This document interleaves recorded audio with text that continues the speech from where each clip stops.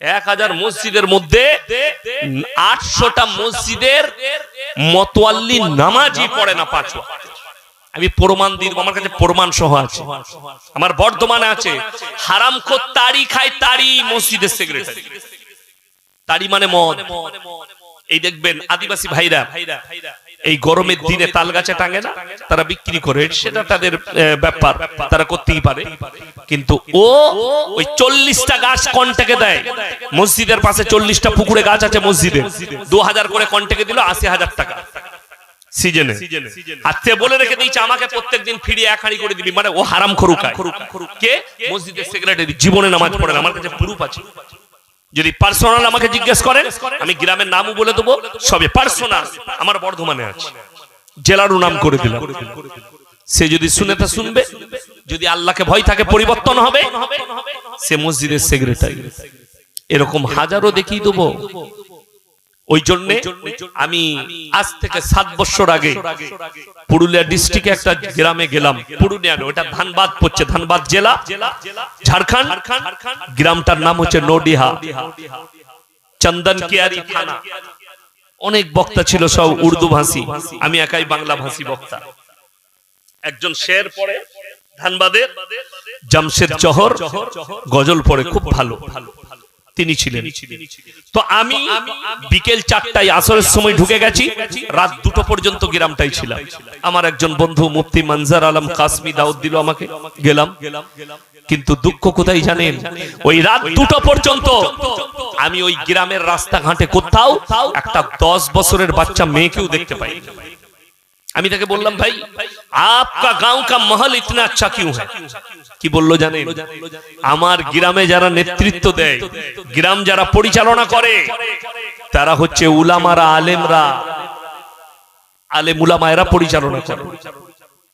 আর আমাদের দেশে আমি যদি এক্ষুনি আপনাদের এই থানাতে যদি ভোটে দাঁড়ায়, আমাকে একটাও ভোট দিবে না। কেন দিবে না? তার কারণ আছে। ইয়াসিন সাহেব ভোটে জিতে গেলে ও 1 পেটি মদও দিবে না, আর খাসির মাংসও দিবে না ফিস্টি করার লেগে। ঠিক বলেছি না? আর ওকে যদি দাঁড় করা আসমাতালকে, ওকে জিতে গেলি, যেদিনে ভোট হবে সেই দিনে এলে 1 পেটি মদ নিয়ে যা, রাতের বেলায় খাবি, আর খাসির মাংস নিয়ে যা, ফিস্টি করে খাবি। গায়ে লাগা কথা বললাম, কিন্তু আমি হক বলছি, না হক বলিনি। এগুলো কিয়ামতের আলামত বলছি, আপনি মাথায় রাখবেন। আজকে সমাজ ধ্বংস হয়ে গেল নেতা সিলেক্ট না করার কারণে। আজকে বহু মাদ্রাসা এমন হয়ে আছে যে মাদ্রাসাগুলো সেক্রেটারি নামাজ তো পড়েই না, উপরন্ত তারা হারাম কারবার করে, হারাম ব্যবসাও করে। আমি দেখি পশ্চিম বাংলায় অভিযোগ আছে আমার কাছে ঢের ঢের। মাদ্রাসার টাকা নিয়ে ব্যবসা করছে অনেক, মসজিদের টাকা নিয়ে অনেক সেক্রেটারি ব্যবসা করছে।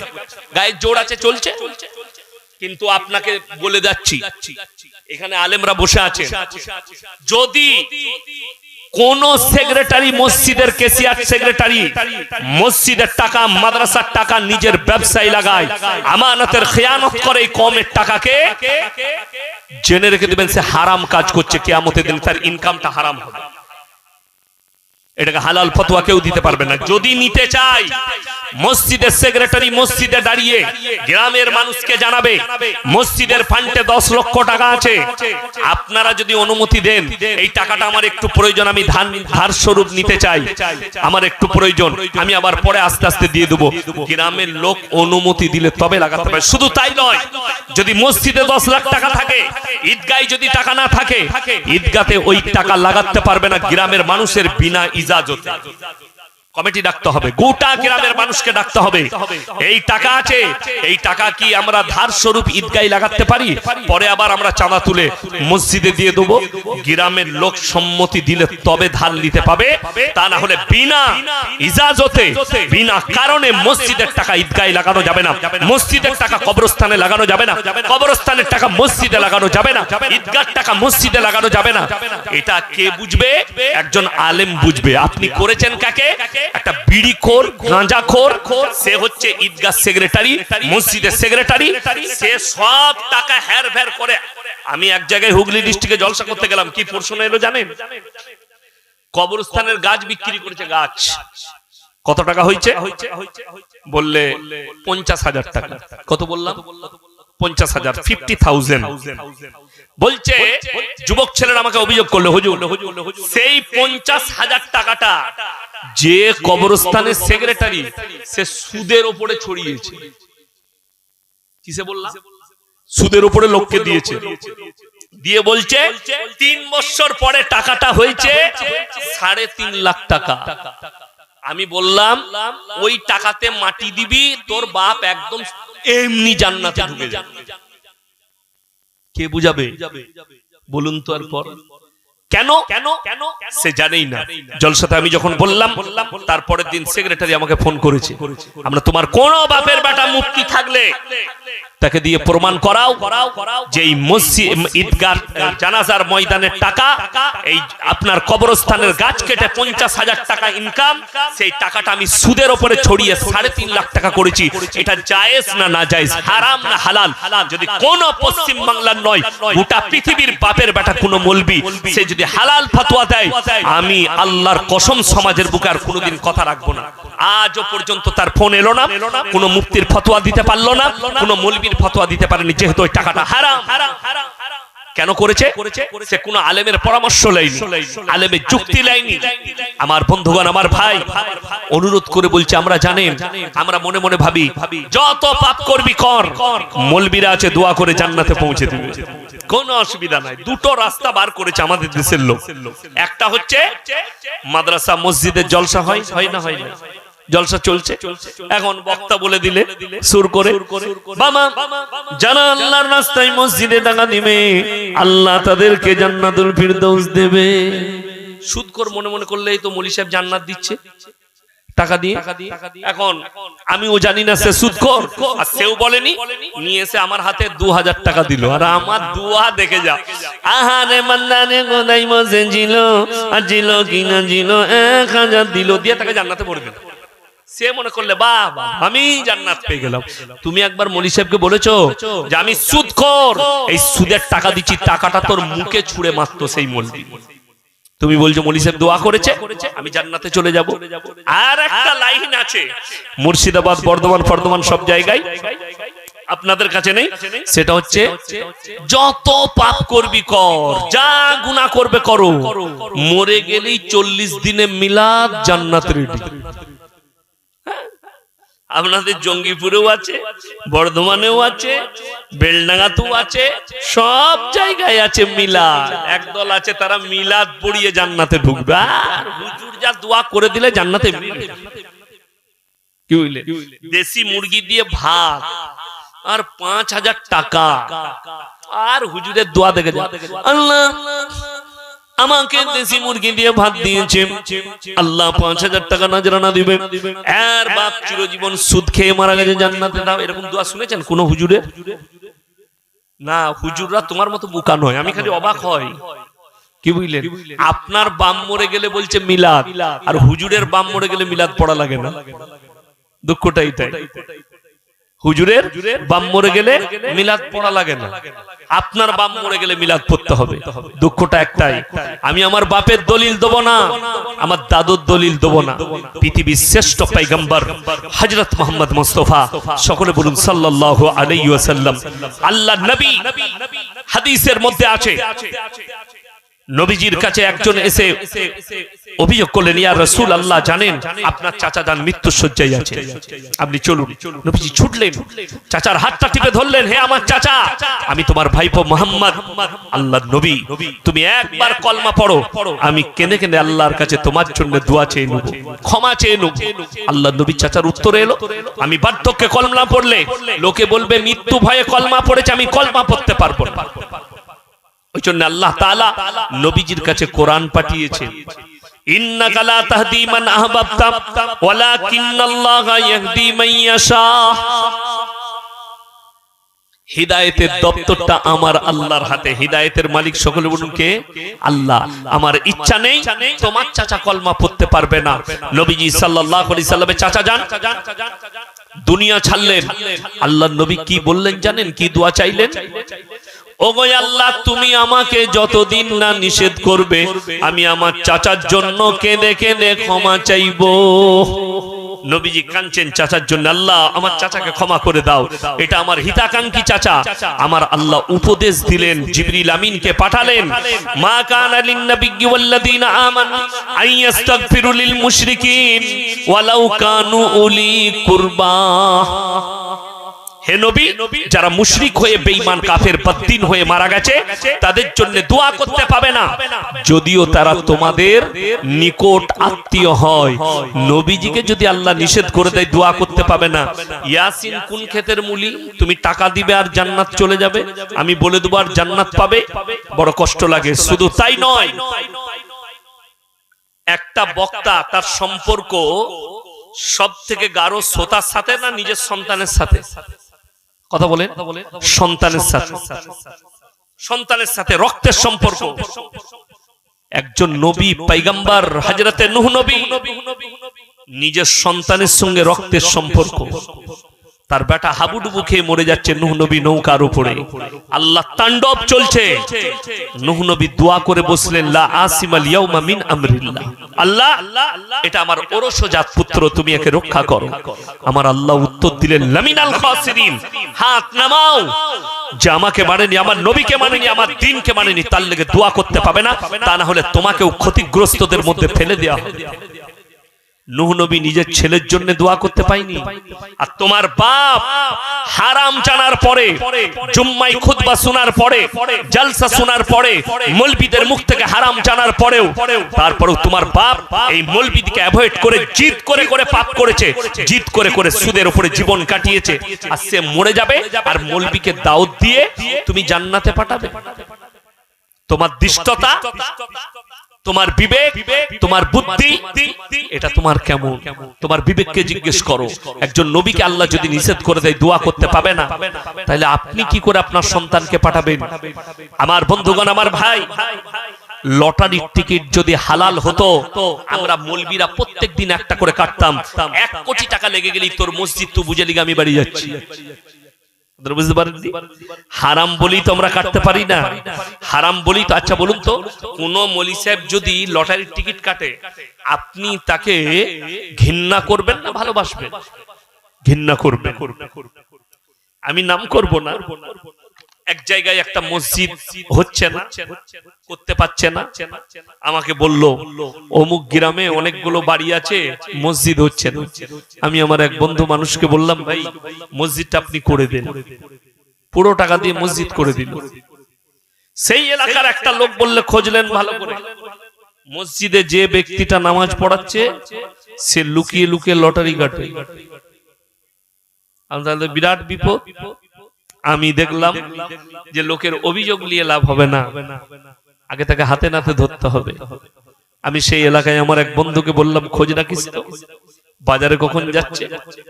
একবারই তার ফটো তুলে আমার কাছে পাঠিয়েছে। আমি তাকে অপমান করিনি, তাকে কামরার ভেতরে ডেকে তাকে ফটোটা দেখালাম, এটা কি সত্যি আপনি? বললে জি। আমরা আপনার পেছনে এতগুলো লোক নামাজ আদায় করছে, বিশ্বাস করে ইমাম ভেবে আপনি নিজেকে আলেম বলে পরিচয় দিচ্ছেন, আপনি হারাম কাজ করছেন, এটা হারাম না হালাল আপনি বলুন তো? বলে জি হারাম। বলে আমার বাড়ির খুব দুরবস্থা, যার কারণে কাটছি। এমন তুমি মসজিদ ছেড়ে দাও, নামাজ পড়িও না কাল থেকে, তুমি ভিক্ষা করো, সবজি ব্যবসা করো। তোমাকে কে মানা করেছে? ইমামতি করার পরে ব্যবসা করতে পাবে না? ইমামতি করেন, সকালে বেরিয়ে যান, ফজরের নামাজ পড়ে রাজমিস্ত্রি লিভারের কাজ করুন। আপনি মসজিদে আবার জোহরে এসে জুড়বে, জোহরের পরে আবার কাজে লাগবেন, আসরের আগে চলে আসবেন। প্রত্যেকদিন আপনার হাজিরি হবে, 500 টাকা করে পাবেন। ওইখানে 15,000 আর এখানে 6,000, 21,000 টাকা আপনার অভাব থাকবে না। কিন্তু না, তাকে বোঝানোর পরে আলহামদুলিল্লাহ সে ইস্তেগফার করেছে, ছেড়ে দিয়েছে। এরপর যদি লুকিয়ে যা করবে আল্লাহর কাছে জবাবদিহি করতে হবে। আমার বন্ধুগণ, আমার ভাই, ওই জন্য অনুরোধ করছি, লটারির টিকিট কেন হারাম জানেন? সবাই বলুন ভাগ্যের মালিক কে? কথা বলে না? ভাগ্যের মালিক হচ্ছেন আল্লাহ। একটা মুসলমান এই আকীদা কি করে রাখতে পারে যে আমি যদি এই লটারির টিকিট কাটি, এই ঘরটা কাটলে আমার ভাগ্য ফিরে যাবে, আমার টাকা পড়বে? এটার কারণে তোমার ঈমান নষ্ট হয়ে যাবে, আকীদাও নষ্ট হয়ে যাবে।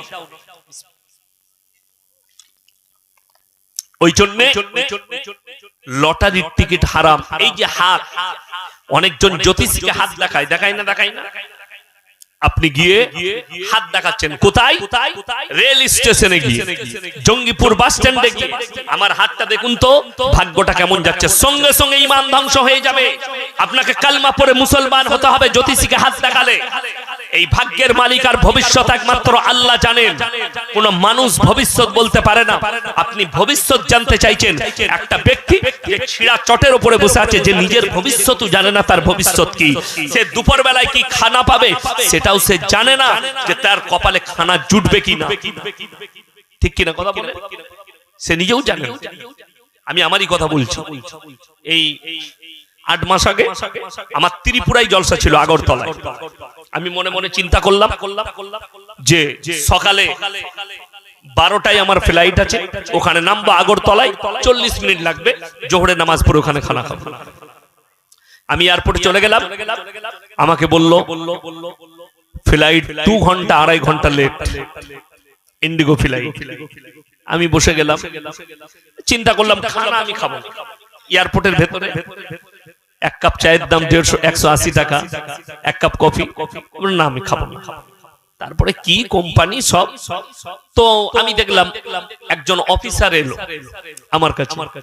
তখন 10টা কত বাজবে? আপনি ইয়াসিন সাহেব না? জি। বলে আমার অমুক জেলায় বাড়ি। আমার হাতটা ধরলো, স্যার একটু আসুন আমার কাছে।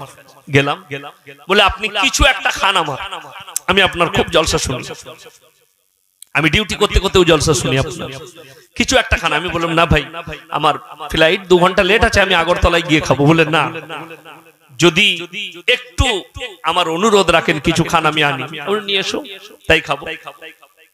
আমার ইরাদা, আমার নিয়ত, আমি আগরতলায় খাবো, কিন্তু রুজি আমার আল্লাহ এয়ারপোর্টে মেপেছে ওই ব্যক্তির মাধ্যম দিয়ে। সে নিয়ে এলো ডাল, চাওয়াল, সবজি, ভেজ থালি নিয়ে এলো। আমিও খেলাম, সেও একটা খেলো থালি। তো আমি বললাম ভাই, আল্লাহর উপরে একটা বিশ্বাস রাখুন, রুজির মালিক আল্লাহ। আমি নিয়ত করে বসে আছি, আমি আগরতলায় গিয়ে খাবো, কিন্তু রুজি তো আমার আল্লাহ কলকাতা এয়ারপোর্টে আপনার কাছে মেপে দিয়েছে।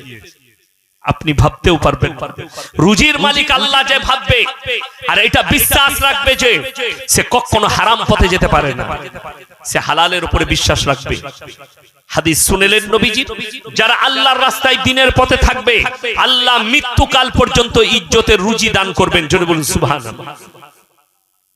আমি রাস্তায় আসার সময় কুলিতে দাঁড়িয়েছিলাম, কুলিতে হাজী সাহেবের হোটেল আছে। কুলি একবারই 4 মাথা মোট্টাতেই বাঁ হাতে ঢুকে বহরমপুর যেতে, কান্দির দিকে যেতে, প্রথম হোটেল হাজী সাহেবের। তার হোটেলে দাঁড়ালাম, চা খাবো। হাজী সাহেবের ছেলে তন্দুরি রুটি, ভেজা ফ্রাই, একটু মাংস জান ভরে খাইয়ে দিল। আমি বললাম ক টাকা দেবো? বললে মলি সাহেব তাইলে আমার হোটেলে আসবেন না, টাকা আপনি এসছেন এটাই আমার বিরাট ব্যাপার, আপনার মতো লোক। আল্লাহর শুকর আদায় করলাম, আল্লাহ তোমার রাস্তায় যারা থাকবে আল্লাহ তুমি তাদেরকে ইজ্জতের রুজি দান করো। রাসূল সাল্লাল্লাহু আলাইহি সাল্লামের হাদিস সত্য, মিথ্যা নয়। যারা বসে আছেন আজকে দুঃখ কোথায় লাগে জানেন? আমাদের মৌলবীদের একটা দুঃখ লাগে যখন আমরা কোনো জায়গায় জলসায় যাই, কোনো গ্রামে যাই, আর মসজিদে যখন নামাজ পড়তে যাই, 5 ওয়াক্তের নামাজ ফরজ, এটা প্রত্যেকটা মুসলমান নরনারী জানে। অথচ আমাদের সমাজে 100টার মধ্যে 80টা 90টা বেনামাজ, নামাজি পড়ে না। অথচ আমাদের সমাজে 3টে কোয়ালিটির নামাজি আছে, একটা 5 ওয়াক্তের, একটা জুম্মার, আর একটা ঈদ আর বাকরা ঈদের। আর একটা দল আছে নামাজ তো পড়েই না, ও আবার চায়ের দোকানে বলে নামাজ না পড়তে পারি, ঈমানটা আমার তোমাদের থেকে ভালোই আছে। এরকম লোক আছে না? নাই গাদা আছে, নামাজ না পড়তে পারি, ঈমানটা তোমাদের থেকে ভালো। খুব ভালো করে বুঝবেন, নামাজ যদি বলেন নামাজে কি ফায়দা আছে, কোরআন নিজে বলেছে নামাজের ফায়দা, ইন্না সলাতা তানহা আনিল ফাহশাই ওয়াল মুনকার। নিশ্চয় নামাজ এমন একটা ইবাদত, মানুষ যখন নামাজ পড়তে লাগে, নামাজ তাদেরকে আস্তে আস্তে খারাপ কাজ থেকে সরিয়ে ভালো কাজের দিকে নিয়ে আসে। বলুন সুবহানাল্লাহ। আপনি ভালো কাজের দিকে চলে আসুন। কে আনবে? নামাজ আনবে আপনাদেরকে। রাসূল বলেছেন যার মধ্যে নামাজ নেই তার মধ্যে ইসলাম নেই। যারা বলছেন নামাজ না পড়তে পারি, রোজা না রাখতে পারি, আমরা ঈমানদার, আমাদের ঈমানটা ঠিক আছে একটা নামাজির থেকে, তারা কান খুলে শুনেলেন কিয়ামতের দিনে দুটো রাস্তা হবে, একটাই জান্নাতীরা যাবে, একটাই জাহান্নামীরা।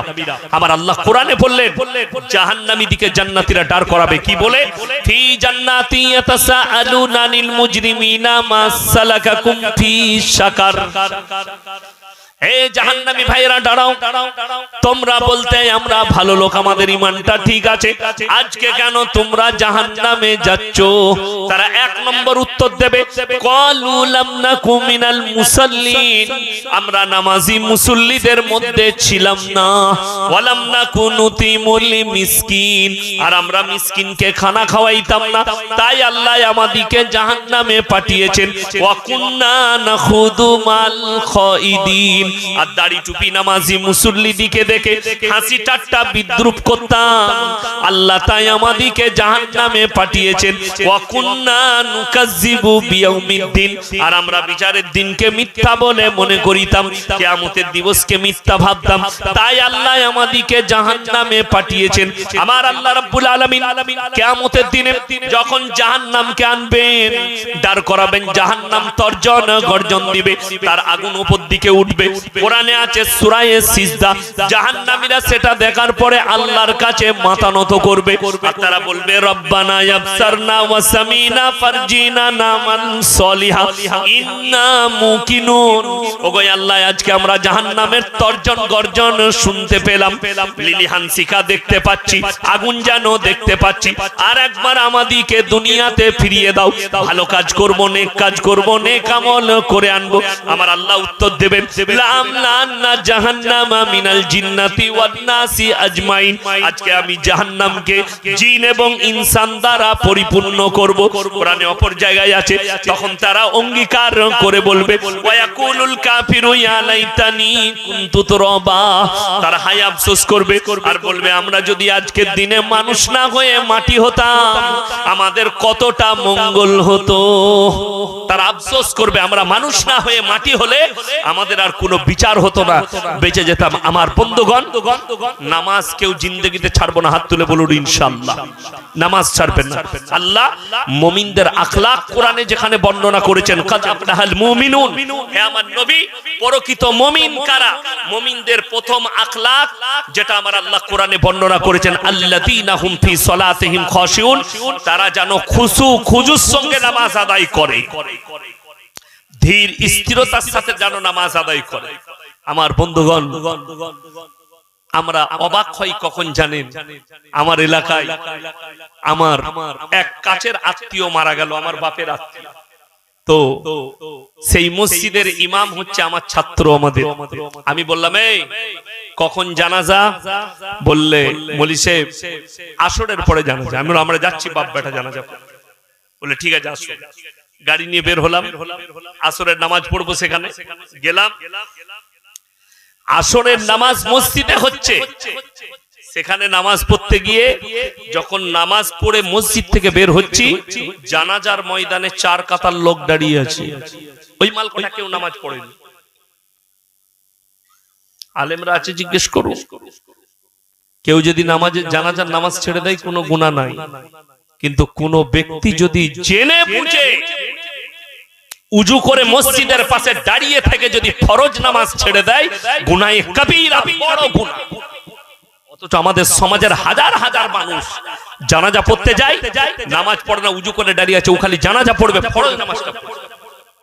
বলছে মৌলী সাহেব আমি তো কিছু জানি না। আরে কমপক্ষে সেই দিনে ইমামের সাথে মাথাটা ঠুকে লাও, যদি আল্লাহ কবুল করে নেয় তুমি সব শিখে যাবে, সব জেনে যাবে। কমপক্ষে আল্লাহর ঘরে ঢুকে মাথাটা তো একবার ঠুকো। আমাদের বর্ধমান জেলা একটা বড় মসজিদ গ্রামে, সেই মসজিদের দরজা বড়, গেট বড়। গ্রামের একজন চাষি, তার অনেকগুলো গরু আছে, গায় আছে, গায়ের একটা বাছুর মসজিদে ঢুকে গেছে। এখন মুয়াজ্জিন সাহেব বার করেছেন, তাড়িয়ে বেরিয়ে গেছে। সেই চাষিকে বলছে ও ভাই তুমি কি চোখে কানা, গরুটা বাছুরটা বাঁধতে পারো না? দেখছো না মসজিদে ঢুকে যাচ্ছে, নোংরা করে দিবে। কি উত্তর দিচ্ছে জানে? বলছে তুই বুকা বলি মুয়াজ্জিন। বলে কেন? বলছে ও অবলা প্রাণী বলে মসজিদে ঢুকেছে, আমাকে কোনোদিন দেখেছিস আমি মসজিদে গেছি? মানে সে জীবনে নামাজ পড়ে না। বলছে অবলা প্রাণী বলে সে গেছে। আমি মনে মনে বললাম, ভাই মুয়াজ্জিন আপনি বলতে পারলেন না যে ওই বাছুরটা তোকে রাস্তা দেখিয়েছে যে দেখ আমি ঢুকছি, তুই হারাম করে ঢুকেই না, তুই কমপক্ষে ঢোক। কে বুঝাবে এই মুসলমানকে? বলছে এ অবলা প্রাণী বলে ঢুকেছে, আমি কোনোদিন মসজিদে ঢুকেনি। সেই ব্যক্তি জিন্দেগি ভর ঈদ বাকরা ঈদেরও নামাজ পড়েনি। ক্যামেরায় রেকর্ডিং হচ্ছে বলে আমি থানাও বলবো না, গ্রামও বলবো না, ঈদ বাকরা ঈদেরও নামাজ পড়েনি। এই লোককে কোন বাপের বেটা মৌলবি জান্নাতে দিবে? যদি কেউ থাকেন তা আমাকে কন্টাক্ট করবেন। আমাদের বর্ধমান জেলায় একটা পীর আছে, সে বলছে আমি যারা নামাজ পড়তে পারেন আমি কন্টেকে নামাজ পড়ে দেবো। কথা বুঝতে পারেননি? সারা বৎসরের কন্টেকের নামাজ সে পড়ে দিবে। কত করে লাগবে? বলছে 5,000 টাকা। এখন যদি 5,000 লোক তাকে নামাজ পড়তে দেয়, তাহলে সে নিয়তটা কিরকম করে বাঁধবে 5,000 লোকে? একজন আছে চিমটি বাবা, তার কাছে দুটো চিমটি আছে, বলছে পুরো বৎসর যা পাপ করবে, গাঁজা খাও, মদ খাও, জিনা করো, যা পাপ করবে করো, আমার কাছে চলে আসবে, 1,000 টাকা দিবে, আমি গুনাহগুলো তুলে নেব, যা বুঝে করো। আমি মনে মনে চিন্তা করলাম, আল্লাহ এই যখন গুনাহ তুলে, তাহলে গুনাহগুলো রাখছে কোথায়? এই তো ইবলিসের বড় বাপ হবে, সব পাপ তো। বড় কষ্ট লাগে, দুঃখ লাগে, মানুষের আকীদা বিশ্বাসও এটা যে না, লোকটা যখন বলছে গুনাহ তুলে নি, তাহলে এটা তো শটে যান না, গুনাহ আমার তুলে নিবে। ওরে নেমো খারাপ, যদি কোন পীর গুনাহ তুলে নিত, পীর যদি কারো কণ্ঠে নামাজ পড়তো, জনাবে মুহাম্মদুর রাসূলুল্লাহ, সকলে বলুন সাল্লাল্লাহু আলাইহি সাল্লাম। বুখারী শরীফের হাদিসে আছে, নবীজির ওয়াফাতের হাদিস, শেষ জিন্দেগীর শেষ ওয়াক্তের নামাজ, দুজন সাহাবীর কাঁধে হাত রেখে পাগুলো ছেঁচুড়ে গিয়ে মসজিদে নববীতে দাঁড়ালেন, নবীজি নামাজ আদায় করলেন। ওই হালাতেও নবীজির নামাজ মাফ হয়নি। আর এই কানা দাজ্জাল বলছে আমি মারিফত পেয়েছি, আমার নামাজ মাফ হয়ে গেছে।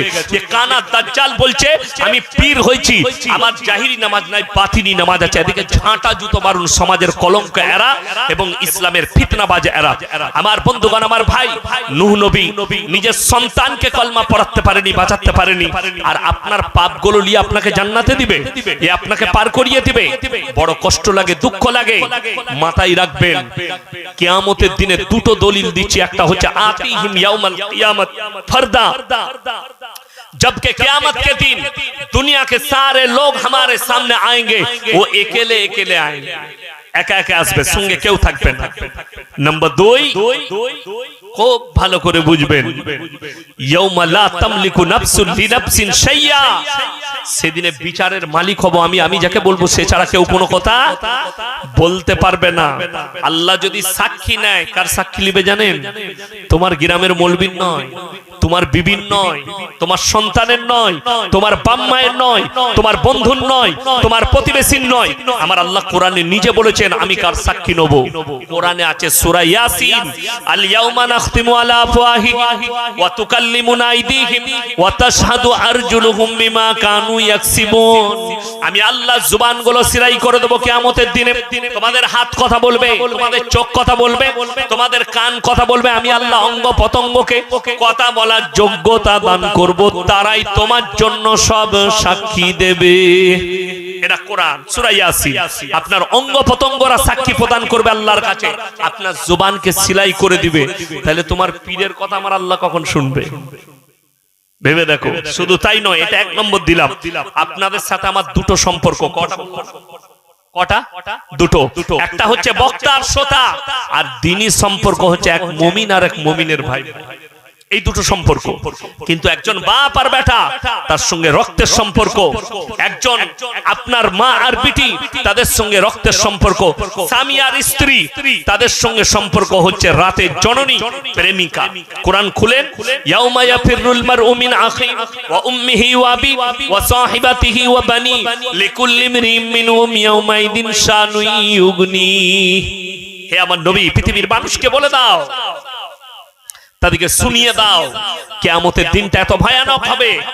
বাপ যখন বেটার কাছে ছুটে যাবে, বাপ বলবে দুনিয়াতে আমার কোনো বেটা ছিল না, বেটা বলবে আমার বাপ ছিল না, স্বামী বলবে স্ত্রী ছিল না, স্ত্রী বলবে স্বামী ছিল না, ভাই বলবে বোন ছিল না, বোন বলবে ভাই ছিল না। কেউ কারুর জন্য যাররা পরিমাণ বোঝা বহন করবে না। আমার বন্ধুগণ, আমার ভাই, এরপরে আপনি জিজ্ঞেস করুন, কাকে জিজ্ঞেস করবেন? আপনার মৌলবীকে, যে বলছে আমি জান্নাতে নিয়ে যাব। তুমি নামাজ পড়ো, রোজা রাখবে রাখো, না রাখবে না রাখো, যত রকমের পাপ করো, আমাকে যদি পিঠ ধরো আমি তোমাকে জান্নাতে নিয়ে যাব, তাকে জিজ্ঞেস করো। নবীজি সাল্লাল্লাহু আলাইহি সাল্লাম নিজের চাচাকে কলমা পড়াতে পারলেন না, চাচার জন্য দোয়া করার অনুরোধ আল্লাহর কাছে করতে পেলেন না, আপনি আল্লাহ নিষেধ করলেন। নূহ নবী নিজের সন্তানকে কলমা পড়াতে পারেনি, নিজের সন্তানকে বাঁচাতে পারেনি। কোরআনে আল্লাহ লাকির টেনে দিয়েছেন, দুজন নবীর বিবিকে আল্লাহ জাহান্নামে দিবেন, আটকাতে পারবে না, হযরতে নূহ নবী আর হযরতে লূত নবী। আমার বন্ধুগণ, আমার ভাই, জানেন আমরা আলেমরা বুঝতে পাচ্ছি কিয়ামতের ছোট ছোট আলামত গুলো প্রকাশ পেয়ে গেছে, বড় আলামত বাকি আছে। ছোট ছোট আলামত প্রকাশ পেয়েছে, তার মধ্যে এক নম্বর আলামত মসজিদ হচ্ছে আল্লাহর ঘর। তোমরা দেখতে পাবে ওই মসজিদের ভেতরে যখন মানুষ দুনিয়াদারির কথা আলোচনা শুরু করে দিবে। এখন ইমামের খুতবা চলে, আপনার দুনিয়াদারির কথা চলছে, তাই না? নাম্বার 2, এটা মারাত্মক, অনেকজনের চুলকুনি শুরু হয়ে যাবে বলে দিলে, কিন্তু বলতে হবে। নাম্বার 2, যখন তোমরা দেখতে পাবে অশিক্ষিত মূর্খরা সমাজের নেতৃত্ব দিচ্ছে আর শিক্ষিতরা চুপচাপ বসে দেখছে, এটা কিয়ামতের একটা মারাত্মক আলামত যেটা প্রকাশ পেয়ে গেছে। নাম্বার 3, নারী পুরুষ রাস্তার উপরে গাধার মতো জিনা করতে শুরু করে দিবে। নাম্বার 4, মেয়েরা পোশাক পরবে তারপর ন্যাংটো থাকবে। নাম্বার 5, সমাজের বুকে পরকিয়া বেড়ে যাবে। নাম্বার 6, হারাম আওলাদ গুলো প্রমোট হবে।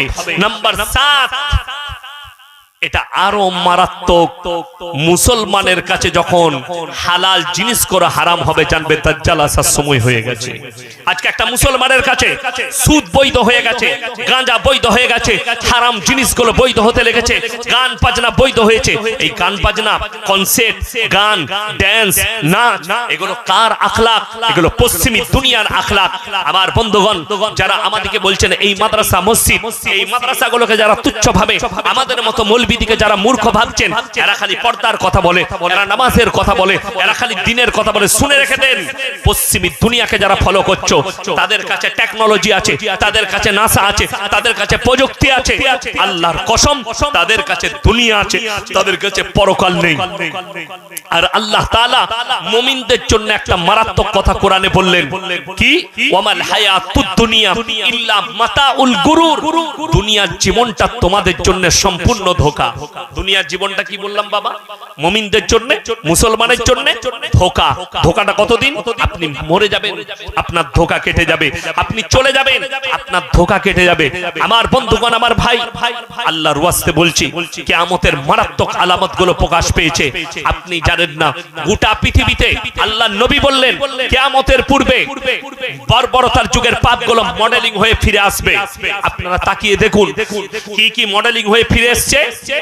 সমকামী, পুরুষে পুরুষে বিয়ে, নারীতে নারীতে বিয়ে, এটা বেশিরভাগ দেশে, আরব কান্ট্রি ছাড়া যতগুলো বেঈমান কাফেরদের কান্ট্রি আছে সব জায়গায় পাস হয়ে গেছে। মেয়েতে মেয়েতে লিগ্যাল বিয়ে করা, ছেলেতে ছেলেতে বিয়ে করা লিগ্যাল, এটা ভারতেও লিগ্যাল হয়ে গেছে। আমার বন্ধুগণ, এই পাপটা নবী মুহাম্মদ সাল্লাল্লাহু আলাইহি সাল্লামের জামানার পাপ নয়, এই পাপটা হযরতে ঈসা মসিহ যুগের পাপ নয়, মুসা নবীর যুগের পাপ নয়, ইউসুফ নবীর যুগের পাপ নয়, ইব্রাহিম নবীর যুগের পাপ নয়। এই পাপ হচ্ছে হযরতে লূত নবীর কওমের পাপ। আল্লাহ তাআলা যাদের বাড়িতে পৃথিবীর ম্যাপ আছে, সেই ম্যাপেতে একটা সাগরের নাম হচ্ছে মরা সাগর। বৈজ্ঞানিকরা নাম রেখেছে মরা সাগর, যে সাগরে একটা পোকামাকড়, কীট পতঙ্গ পর্যন্ত জন্মায় না। মাছ তো অনেক দূরের কথা, একটা কীট পতঙ্গ পর্যন্ত জন্মাবে না। সেই সাগরই আল্লাহ তাআলা হযরতে লূত নবীর কওমকে রুটির মতো পাল্টিয়েছিলেন। তারা এতটাই অভিশপ্ত, আল্লাহ কোরআনে লাকির টানলেন, 2 দুজন নবীর বিবিকে জাহান্নামে দেব, তাদের মারাত্মক চারটা অপরাধ কোরআনে কি আছে? দারাবাল্লাহু মাসালাল লিল্লাযিনা কাফারু ইমরাআতা নূহি ওয়া ইমরাআতা লূত কানাতা তাহতা আবদাইনি মিন ইবাদিনা সলিহাইনি ফাকানাতাহুমা ফালাম ইউগনি আনহুমা মিনাল্লাহি শাইয়্যা ওয়া কিলা আদখুলান নার মা'আদ দাখিলিন। আমার দুজন উলুল আযম নবী, হাবিব পয়গম্বর নূহ নবী আর লূত নবী, তাদের বিবিকে জাহান্নামে দেব। লূত নবীর বিবির চারটা মারাত্মক অপরাধ। নাম্বার 1, আল্লাহকে অবিশ্বাস করা। নাম্বার 2, তার নবীকে অবিশ্বাস করা। নাম্বার 3, স্বামীর অবাধ্যতা করা। আর নাম্বার 4 হচ্ছে সমকামিতে লিপ্ত হওয়া। এই চারটা অপরাধ লূত নবীর বিবির। আর নূহ নবীর চতুর্থ নম্বর নূহ নবীর বিবির অপরাধ হচ্ছে আল্লাহ ব্যতীত অপরকে রব হিসাবে সিজদা করা। আল্লাহ ব্যতীত অপরকে রব হিসাবে মেনে নেওয়া। আমার বন্ধুগণ, আমার ভাই, সবাই আমরা নিয়ত করে নিই 5 ওয়াক্তের নামাজি হব ইনশাআল্লাহ। নিজেদিকে পাপ মুক্ত জীবন গড়েন। এই মোবাইল যেটা দেখছেন না, আমার কচিকাচা যারা আছেন, আমার বাবাজিরা যারা আছেন, আমার মা বোন যারা দেখছেন, তাদেরকে বলছে অনুরোধ করে, এই মোবাইলে বেঈমান কাফেররা YouTube, Facebook, Twitter, Instagram 17,000 porno site খুলে দিয়েছে খালি মুসলমানদের ঈমানকে ধ্বংস করার জন্য। যে সাইটটা খুলবে সেখানে আপনার কাছে অ্যাড আসবে, একবার ক্লিক করুন আর আপনারা পর্নো ভিডিও দেখুন ফ্রি পয়সায়। আপনার মনে মনে হবে একবার আমি এই নোংরা ফিল্মগুলো দেখি। হাজার হাজার আমাদের মুসলিমদের যুবক যুবতী, স্কুল কলেজ ইউনিভার্সিটির ছেলে মেয়েরা বিবাহের আগে তারা যৌবন হারিয়ে ফেলছে, আর বিয়ের পরে তাদের দাম্পত্য জীবন সুখী নয়। কারো ছাড় হয়ে যাচ্ছে, কেউ বিবির সঙ্গে মিলামিশা করতে অক্ষম হয়ে যাচ্ছে, যেহেতু তার আগে সেই পর্নোতে আসক্ত হয়ে নিজের যৌবনকে হারিয়ে ফেলছে। আমার বন্ধুগণ, আমার ভাই, এটাই হচ্ছে বেঈমান কাফেরদের চাল। আপনি বলুন তো, ভাগীরথী আপনাদের কাছে নদী, এই নদীতে মাছ ধরতে গেলে যদি বুঝতে পারেন এই জায়গায় একটা বড় 20 কেজি ওজনের কাতলা মাছ আছে, তখন জেলেরা কি করে? চারিদিক থেকে জাল দিয়ে ঘেরে না, একে ঘেরে ফেলো, ই যেন বেরোতে না পারে। ওকে ঘেরে নিয়ে তারপরে মধ্যখানে জাল মেরে মেরে তাকে ধরা হয়। আমার বন্ধুগণ, বেঈমান কাফেররা আপনাদেরকে জাল দিয়ে ঘিরে ফেলেছে, এরা যেন বেরোতে না পারে। যে কোনো হালতে এদের ঈমানকে ধ্বংস করো। কচু জানেন? কচু জানেন না? মাছ দিয়ে, মাংস দিয়ে রান্না হয়। এই কচু পাতায় পানি দিলে পানি থাকে না, পড়ে যায় বাবা, পড়ে যায়। মুসলমানদের ঈমানটা একজাক্টলি ওই হালতে আছে। কচু পাতার উপরে পানি দিলে যেমন পানি ঢল ঢল করে কোন দিকে পড়ে যাবে, আমাদের ঈমানটা ওই অবস্থায় আছে। বেঈমান কাফেররা এমন হালত পয়দা করেছে যে কোনো মুহূর্তে আপনার ঈমান ধ্বংস হয়ে যাবে, পড়ে যাবে। ওই জন্য আমি অনুরোধ করছি, সবাই নিয়ত করেলেন নামাজ জিন্দেগিতে কেউ ছাড়বো না, হালালের উপরে টিকে যাবো। আল্লাহ আমাদেরকে হালালের উপরে টিকার তৌফিক দান করুন। হুজুর, মধ্যপ্রাচ্যের যুদ্ধের চিঙ্গারি লেগেছে, আপনি বলেছিলেন ইরান জড়াবে, জড়িয়ে নিয়েছে। এই যুদ্ধে মুসলিমদের কেমন ক্ষতি হবে এবং মুসলিমদের বিজয় হবে কিনা? রাসূলের হাদিস আছে, দেখুন এখানে একটা কথা, নবীজি বলেছেন গোটা পৃথিবীতে ইসলাম প্রতিষ্ঠিত হবে কোন মুসলমানের দ্বারা? কোন মুসলিমদের দ্বারা? সেই মুসলিমগুলো গাঁজা বেচনেওয়ালা মুসলিম নয়, মদ খানেওয়ালা মুসলিম নয়। তাদের কাছে এডুকেশন, শিক্ষা থাকবে এবং দিন থাকবে, দুটোই থাকবে। তবে আজকে জানেন আমরা মাদ্রাসার উপরে এত কেন জোর দিয়েছি? এই মাদ্রাসার তালিব ইলম, এই আলেমরাই দ্বীনকে প্রতিষ্ঠিত করবে গোটা পৃথিবীতে। মধ্যপ্রাচ্যে যুদ্ধ লেগেছে, গোটা পৃথিবী জড়িয়ে গেছে, মধ্যপ্রাচ্য জড়িয়ে গেছে, কোন দেশ বাদ নাই।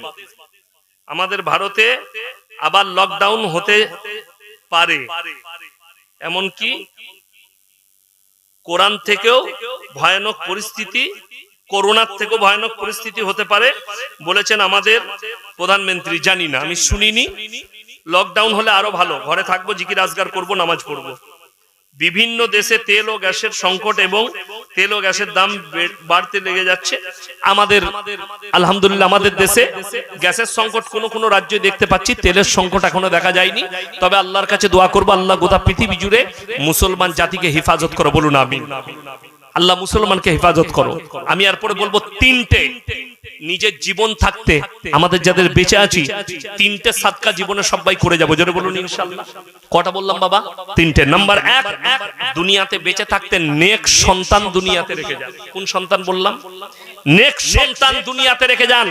আপনি মরে যাওয়ার পরে জানো আপনার জন্য আপনার সন্তান দোয়া করতে পারে, আপনার জানাজা নামাজ পড়াতে পারে, আপনার জন্য জানো দান খয়রাত করতে পারে। নাম্বার 2, নিজের জন্য নিজের জীবন থাকতে সাদকায়ে জারিয়া করে যান। মাদ্রাসা হোক, মসজিদ হোক, সেখানে আপনার টাকা, আপনার পয়সা, আপনার ইট, আপনার সিমেন্ট, আপনার বালু, আপনার যে কোনো কাজের জন্য নিজের জীবন থাকতে সাদকা করে যান। আর নাম্বার 3, খায়রুকুম মান তাআল্লামাল কুরআন আল্লামাহু, যারা ইলম হাসিল করে এবং অপরের কাছে পৌঁছে দেয়।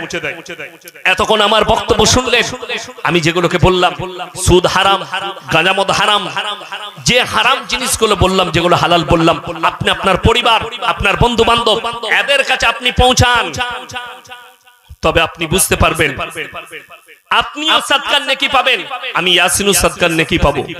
আমার বন্ধুগণ, তিনটে ব্যক্তি যদি কোনোদিন হাত পাতে, তাদের হাতকে জীবনে আপনি ফেরাবেন না, জিন্দেগিতে ফেরাবেন না। নাম্বার 1, ওয়া আতিদাল কুরবা, তোমার কাছের গরিব যদি হাত পাতে, আপনি 5 টাকা দান করতে পারলে আল্লাহ শুকর আদায় করবেন, আল্লাহ আমাকে দেনে বালা বানিয়েছো, আমাকে হাত পাতনে বালা বানাও। মনে মনে ভাববে, চোখের পানি ফেলাবে। নাম্বার 2, ওয়াল ইয়াতামা ওয়াল মাসাকিন, এতিম আর মিসকিন যদি হাত পাতে, তাদের হাতকে ফিরিও না। ওয়াবনাস সাবিলি ওয়ালা তুবাদ্দি তাবদীরা, আর মুসাফির যদি তোমাদের কাছে হাত পাতে, তার হাতকে ফিরিও না। এই তিনটে ব্যক্তি যদি হাত পাতে, এদের হাতকে ফিরিও না। এদের তিনজনের দোয়াকে আল্লাহ সঙ্গে সঙ্গে কবুল করে নেয়। আজকে সবাই বলুন তো, আমরা কোরআনের সংস্পর্শে আসবো, জোরে বলুন ইনশাআল্লাহ। কোরআনের সংস্পর্শে আসুন, কোরআনের সঙ্গে সম্পর্ক গড়ুন, আলেম উলামাদের সাথে সম্পর্ক গড়ুন, মাদ্রাসা মসজিদের সাথে সম্পর্ক গড়ুন।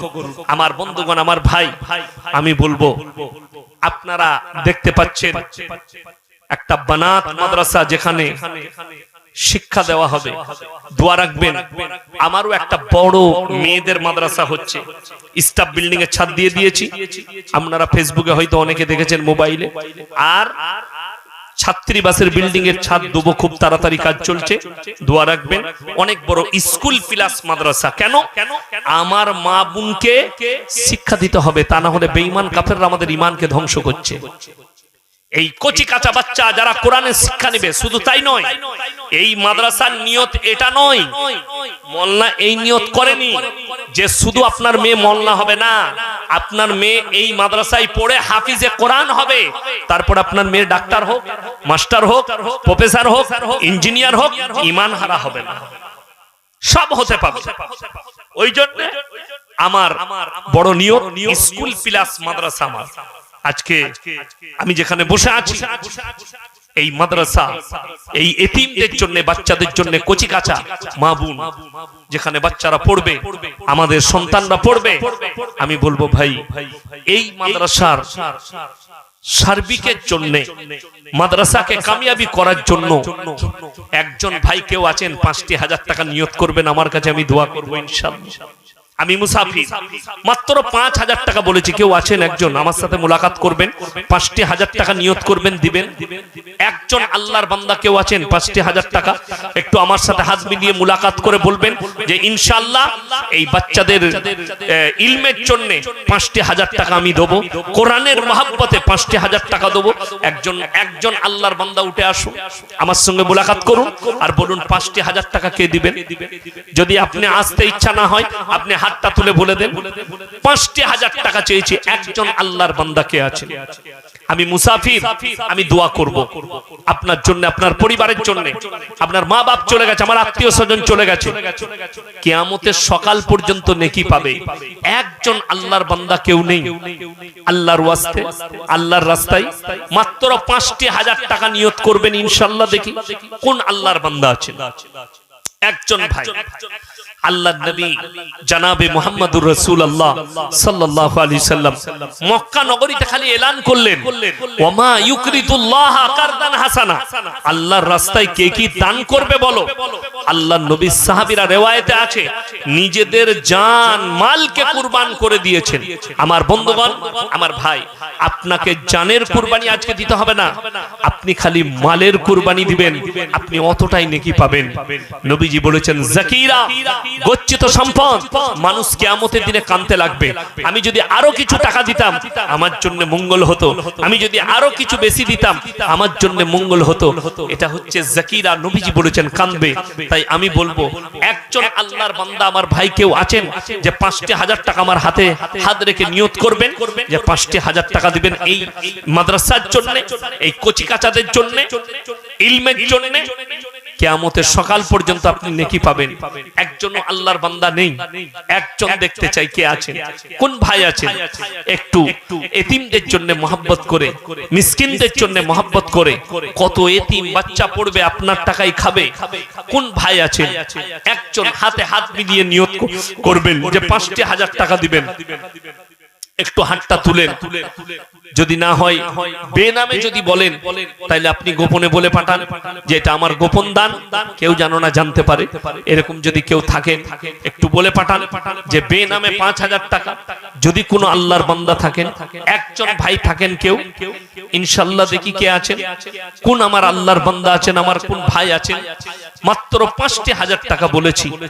কোন যদি আল্লাহর বান্দা থাকেন আল্লাহর ওয়াস্তে আসুন, মাশাআল্লাহ দেখুন, আসুন, জাযাকাল্লাহ, আসুন, মাশাআল্লাহ দেখুন আমার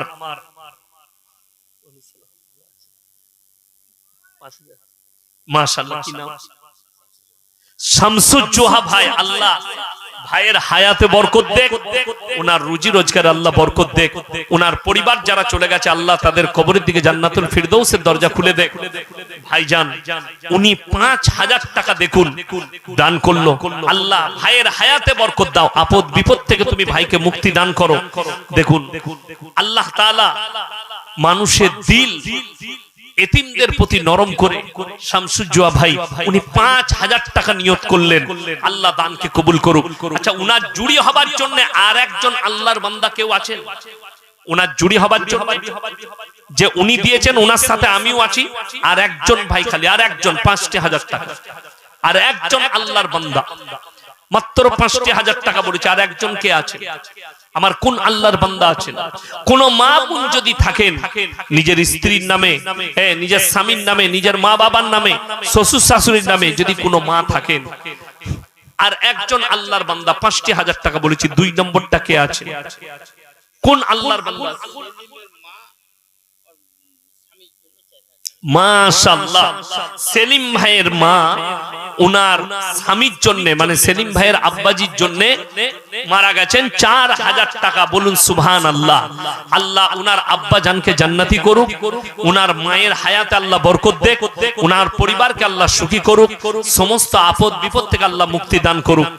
আমার ভাই ৩ নম্বরটা কে আছেন? ৪,০০০ টাকা হলো, আর একজন ভাই ৫,০০০ টাকা কেউ আছেন জুড়ি হবার লেগে? ইনশাআল্লাহ বলুন না কে আছে? এ মাদ্রাসা আমাদের, এতিম মিসকিনরা আমাদের, গরিব গর্ব কে আছে? আমার ভাই কোরআনে পারা কটা আছে বাবা? ৩০ পারা আছে। আচ্ছা বলুন তো ফটফট করে, আমার যুবক কচি কাঁচা বৃদ্ধ যারা আছেন ৩০ জন ভাই ৩০ পারা কোরআনে একটা করে ১০০০ টাকা কে কে আছেন? তাড়াতাড়ি হাত তুলে নামটা লেখান। ১ নম্বর কে আছেন? একটি করে ১০০০ টাকা বলেছি।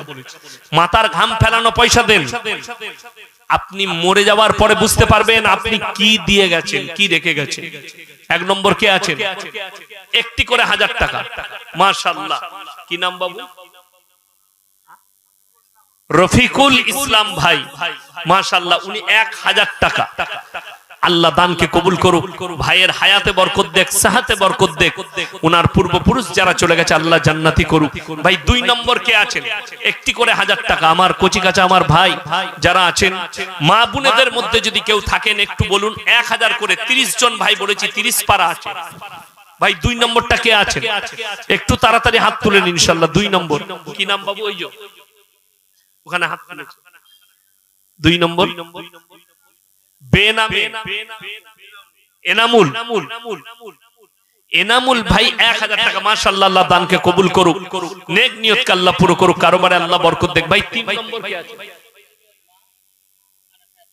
মাশাআল্লাহ, দেখেন সেলিম ভাইয়ের মা, উনি আরো 1000 টাকা দিয়ে উনি 5000 টাকা পূরণ করে দিলেন। সুবহানাল্লাহ। আল্লাহ ওই মায়ের হায়াতে বরকত দাও, সেলিম ভাইয়ের আব্বাকে তুমি জান্নাতি করো। উনি 5000 টাকাই করে দিলেন। আমার ভাই, দুইজন ভাই 1000 করে হয়েছে। 3 নম্বরটা কে আছে বলুন তো? 3 নম্বর ভাইটা কে আছেন? মাত্র মাশাআল্লাহ। কি নাম বাবু? আসগর আলী। মাশাআল্লাহ, আমার বড় মামার নাম মোল্লা আসগর। আল্লাহ তোমার হায়াতে বরকত দেখ, তোমার পরিবারকে আল্লাহ সুখী করুক, তোমার পূর্বপুরুষ যারা চলে গেছে আল্লাহ জান্নাতবাসী করুক। ভাই 3 নম্বর হয়ে গেছে। 4 নম্বরটা কে আছেন? 1000 টাকা। আমি 30টা বলেছি, কিছুই নয়, 1000 টাকা আপনি আস্তে আস্তে দিবেন, মাসে 200 করে। কি নাম?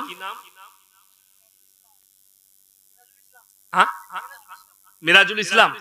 মিরাজুল ইসলাম ভাই 1000 টাকা। মাশাআল্লাহ, আল্লাহ দানকে কবুল করুক।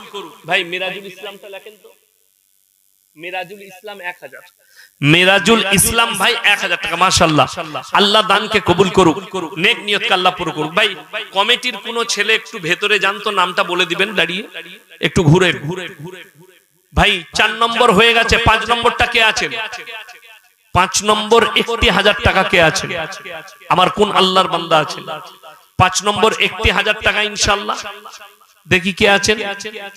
5 নম্বরটা কে আছেন? 1000 টাকা। মাত্র 1000 করে বলেছি। 4 নম্বর হয়ে গেছে। 5 নম্বরটা কে আছেন? আমার কোন আল্লাহর বান্দা আছেন? 5 নম্বরটা একটু তাড়াতাড়ি বলি ইনশাআল্লাহ। 5 নম্বরটা একটি করে 1000 টাকা বলেছি, 1000 করে টাকা। ভাই তাড়াতাড়ি বলি ইনশাআল্লাহ। দেখি কি নাম? নামটা কি বাবু? একটু বলে দেন। এসো, কি নাম? দাদু দাদি মারা গেছে, এই বাবু 1000 টাকা নগদ দিল। মাশাআল্লাহ, আল্লাহ ওনার দাদু দাদিকে জান্নাতি করুক, কামাই আল্লাহ বরকত দেখ, রুজি রোজগারে আল্লাহ বরকত দেখ। নগদ 1000 টাকা দিয়েছে। ভাই দেখুন 4টা হয়ে গেল, 5 নম্বর হয়ে গেল। ভালো আছে? ও আল্লাহ, দিল্লি থেকে সভাপতি সাহেব এলেন গো। মাশাআল্লাহ। আমার ভাই আর কে আছেন? 5 নম্বর হয়ে গেল। 6 নম্বরটা কে আছেন? এখানে নগদ একটা 1000 টাকা হয়েছে, লিখেছেন। আমার ভাই আর কে আছেন? 1000 করে টাকা। দেখছেন তো আমার কাছের মানুষ, উনি দিল্লি থেকে ফিরে বেচারা চলে এসেছেন। কত দায়িত্বশীল মানুষ, আমার খুব অন্তরের বন্ধু, কাছের মানুষ। আল্লাহ উনার হায়াতে বরকত দেখ, বলুন আমিন। আমার ভাই একটু বলুন না, 6 নম্বরটা কে আছেন? 5টি 1000 টাকা, 1000 টাকা করে টাকা বলেছি, মাত্র 1000 টাকা, কিছুই নয় টাকাটা। 6 নম্বরটা কে আছেন? 5টা হয়ে গেছে। 5টা হয়েছে না? 5টা হয়েছে। 6 নম্বরটা কে আছেন? আমার কোন ভাই আছেন 6 নম্বর? একটু হাত তুলেন। আরে ভাই, মাতার ঘাম ফেলানো পয়সা দিবেন, মরণের পরে বুঝতে পারবেন আপনি কি দিয়ে গেছেন, কি নিয়ে রেখেছেন। কিয়ামতের সকাল পর্যন্ত নেকি পাবেন। মাত্র একটি করে 1000 টাকা বলেছি। কেউ নেই, কোন আল্লাহর বান্দা নেই, মাত্র 1000 করে বলেছি। আর কে আছে? যদি পয়সা না থাকে, আপনি যদি মনে করেন ফোন পেতে দেবো, তো ফোন পেতেও দেবার ব্যবস্থা আছে, আপনি এসে দিয়ে যান, ফোন পেতেও দেওয়া হবে। আচ্ছা 500, 100, 200 বলুন তো কে কে আছেন? 500, 100, 200 পকেটে থাকলে দিয়ে যান আমাকে নগদ। 500 টাকা হলেও দেন, 500 করে টাকা একটু তাড়াতাড়ি দিয়ে যান। ভাই কেউ চলে যাবেন না, আমার পরে আমি আমার ভাইজান কিছু কথা রাখবেন, তারপরে শেষ হবে জলসা। উনি এসেছেন অনেক দূর থেকে কষ্ট করে, উনি সভাপতি জলসা, কিছু কথা রাখবেন, তারপরে শেষ দোয়া নিয়ে আপনারা বাড়ি যাবেন। ভাই আর কে আছেন? একটু তাড়াতাড়ি বলি ইনশাআল্লাহ। মাত্র 500 করে বলে 1000 টাকা বলেছি, 500 টাকা বলেছি, যে যা পারবেন দেন। সিমেন্ট যদি কেউ দিতে চান, 1 bag 2 bag cement, 5 bag cement যদি কেউ আদা করতে চান, মায়েদের মধ্যে যদি কেউ থাকেন 1 ব্যাগ সিমেন্ট 2 ব্যাগ সিমেন্ট, ভাই একটু তাড়াতাড়ি বলি ইনশাআল্লাহ। কত? 500 টাকা নগদ একজন দিয়েছে, মাশাআল্লাহ, আল্লাহ দানকে কবুল করুক। নেক একজন 100 টাকা দিয়েছে, মাশাআল্লাহ। উঠে আসুন না, 100 200 হোক, 500 হোক, 50 হোক, দিয়ে যান, মাশাআল্লাহ। এসো, বেনামেতে 200 টাকা দিয়েছে, মাশাআল্লাহ, আল্লাহ দানকে কবুল করুক। নেক নিয়তকে আল্লাহ পুরো করুক, কারণ আল্লাহ বরকত দান করুক। আরো একজন ভাই 100 টাকা দিলেন, মাশাআল্লাহ। উঠে আসুন ভাই, 500 হোক, 1000 হোক, জাযাকাল্লাহ, আলহামদুলিল্লাহ। কি নাম বাবু? মনিরুল ইসলাম ভাই নগদ 1000 টাকা দিলেন, আল্লাহ দানকে কবুল করুক। নেক নিয়তকে আল্লাহ পুরো করুক, কারোবারে আল্লাহ বরকত দেখ, রুজি রোজগারে আল্লাহ বরকত দেখ। আমার ভাই আর কে আছে? একটু তাড়াতাড়ি আসি ইনশাআল্লাহ। আরো কোন আল্লাহর বান্দা থাকলে, মাত্র 1000 করে বলেছি, 500 করে বলেছি, 200 করে বলেছি, 100 করে আপনি দিয়ে যান, হিস্সা নেন। যদি সিমেন্ট কেউ থাকেন, 1 ব্যাগ করে সিমেন্ট বলুন, 1 ব্যাগ 2 ব্যাগ 5 ব্যাগ সিমেন্ট কেউ যদি থাকেন, কোন আল্লাহর বান্দা থাকেন, তাড়াতাড়ি বলুন কে আছেন, আমার কোন ভাই আছেন, একটু তাড়াতাড়ি বলুন ইনশাআল্লাহ। 1 ব্যাগ 2 ব্যাগ করে সিমেন্ট, 5 ব্যাগ করে সিমেন্ট, একটু আসি না উঠে ইনশাআল্লাহ। দেখি কে আছেন, কোন ভাই আছেন। অনেক টাকা অনেক জায়গায় খরচা হচ্ছে, আল্লাহর রাস্তায় খরচা করুন। ইন্নাল মুবাদদিরিনা কানু ইখওয়ানাশ শায়াতিন ওয়া কানা শাইতানু লিরাব্বিহি কাফুরা। যারা অপব্যয়কারী, আল্লাহ তাদেরকে শয়তানের ভাই বললেন। আর আপনি যে জায়গায় টাকা দিচ্ছেন অপব্যয় নয়, আপনি ফেরত পাবেন, আপনি শুয়ে শুয়ে নেকি পেতে থাকবেন, কিয়ামতের দিনে আপনি ফেরত পাবেন, মাশাআল্লাহ। আরো একজন বাবু 100 টাকা দিয়েছে, আল্লাহ দানকে কবুল করুক, নেক নিয়তকে আল্লাহ পুরো করুক, কারোবারে আল্লাহ বরকত দেখ। আমার ভাই আর কে আছেন, কোন আল্লাহর বান্দা আছেন, একটু তাড়াতাড়ি আসি ইনশাআল্লাহ। আর কে আছেন আমার ভাই? এই মাদ্রাসা আমাদের, এই ইজ্জত আমাদের। সিমেন্ট বলুন তো আমার ভাইরা, 1 ব্যাগ করে সিমেন্ট বলে দেন না, 30 ব্যাগ কেউ আছেন 5 ব্যাগ সিমেন্ট দিবেন, 1 ব্যাগ সিমেন্ট দিবেন, কোন আল্লাহর বান্দা? এসো বাবু, মাশাআল্লাহ। আরো একজন আল্লাহর বান্দা নগদ 500 টাকা দিল, আল্লাহ দানকে কবুল করুক, নেক নিয়তকে আল্লাহ পুরো করুক, কারোবারে আল্লাহ বরকত দেখ, রুজি রোজগারে আল্লাহ বরকত দেখ। আমার ভাই আর কে আছেন, কোন আল্লাহর বান্দা আছেন?